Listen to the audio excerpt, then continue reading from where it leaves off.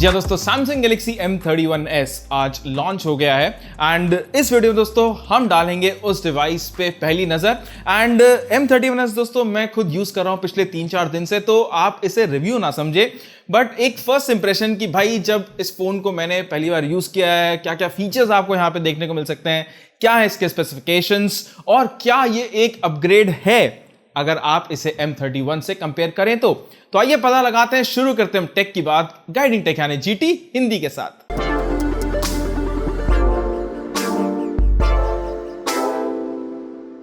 तो दोस्तों शुरुआत करते हैं सबसे पहले डिजाइन से।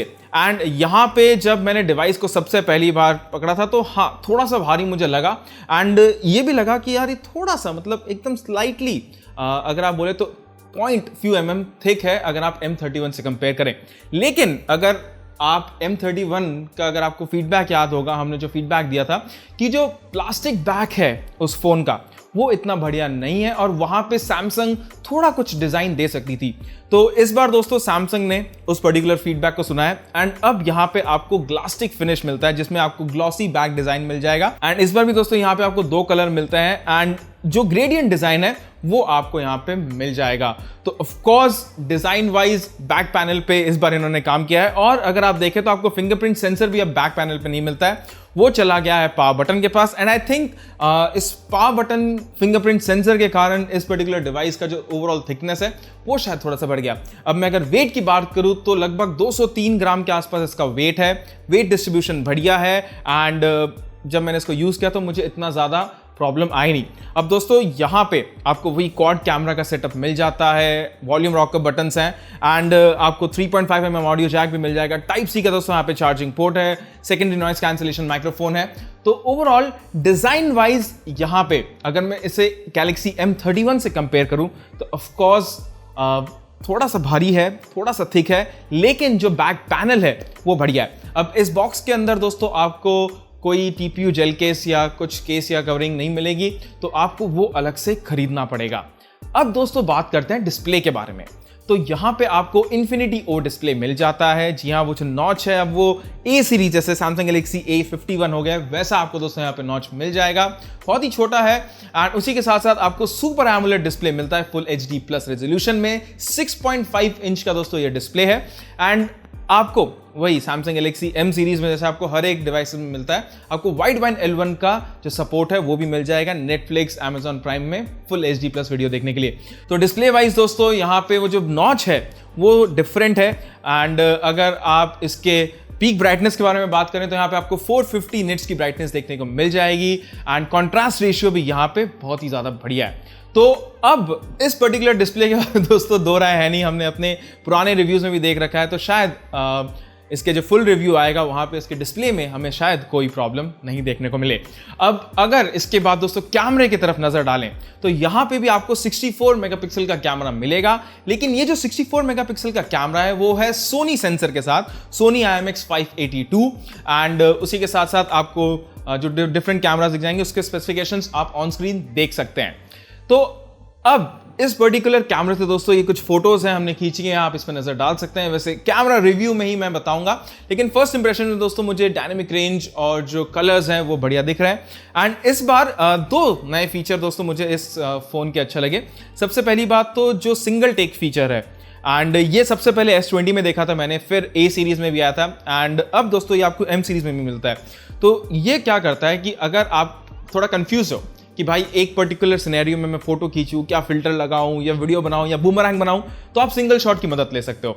तो 10 सेकंड के लिए आप उसको ऑन कर दीजिए, ये अपने आप शूट करेगा, आप पैन वगैरह कर सकते हैं एंड उसके बाद दोस्तों प्रोसेस करके आपको डिफरेंट आउटपुट दे देगा, चाहे बूमरैंग रहे या डिफरेंट फिल्टर्स रहे, क्रॉप्ड वर्जन रहे जहाँ पे सिर्फ सब्जेक्ट हाईलाइटेड हो। तो ये दोस्तों फीचर्स इस पर्टिकुलर अगर आप कैमरा एंथुसियास्ट हैं, अगर आप बहुत सारे फोटोज देते हैं तो शायद ये अच्छा लगे और इसके दोस्तों फुल ऑन रिव्यू में हम इसके बारे में और बात करेंगे। और एक और दोस्तों फीचर है जिसमें आप वीडियो लेते लेते कैमरा स्विच कर सकते हैं एंड आई थिंक मैं इसके लिए इंस्टाग्राम का ऐप यूज करता था जिसमें आप डबल टैप करके वीडियो स्विच कर सकते हो, लेकिन अब वो दोस्तों आपको इसके स्टॉक कैमरा में मिलता है। तो ओवरऑल कैमरा में दोस्तों आपको 4K वीडियो कैपेबिलिटीज मिल जाएगी, EIS वगैरह, और इसके बारे में हम अपने फुल रिव्यू में और ज़्यादा बात करेंगे। अब दोस्तों अगर OS की बात करें तो यहाँ पे आपको One UI मिल जाता है, One UI कोर है और Android 10 पे है।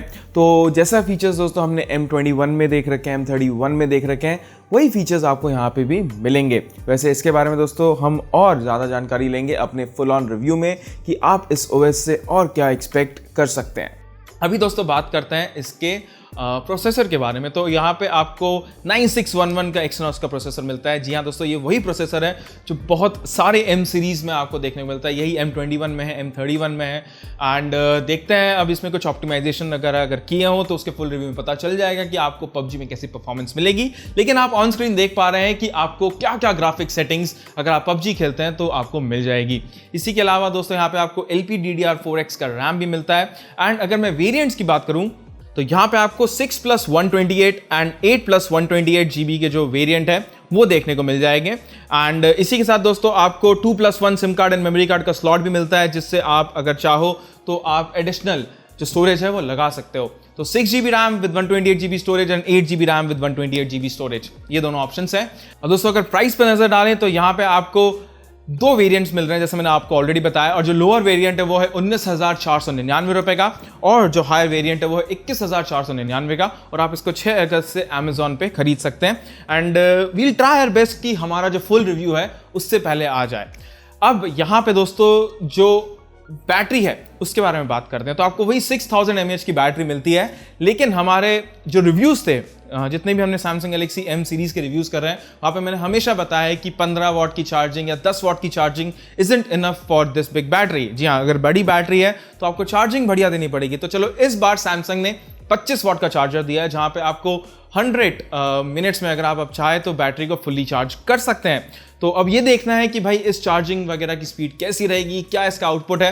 एंड ऑफ कोर्स आप चाहो तो अपने फ़ोन से अपने एक्सेसरीज को रिवर्स चार्ज भी कर सकते हो।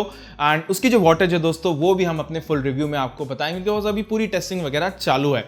तो यहाँ पे अब देखो प्राइसिंग थोड़ी सी बड़ी है। एंड प्राइसिंग का दोस्तों स्मार्टफोन इंडस्ट्री में 2020 वाज नॉट दैट, एक्चुअली 2020 देखो किसी चीज़ के लिए अच्छा नहीं है।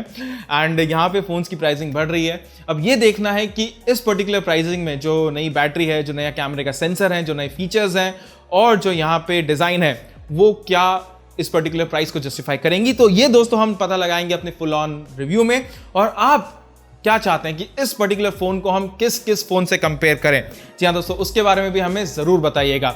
तो बस दोस्तों आज के वीडियो के लिए इतना ही। अपने अगले वीडियो में आप सभी से मिलने की आशा रखते हुए गुड बाय।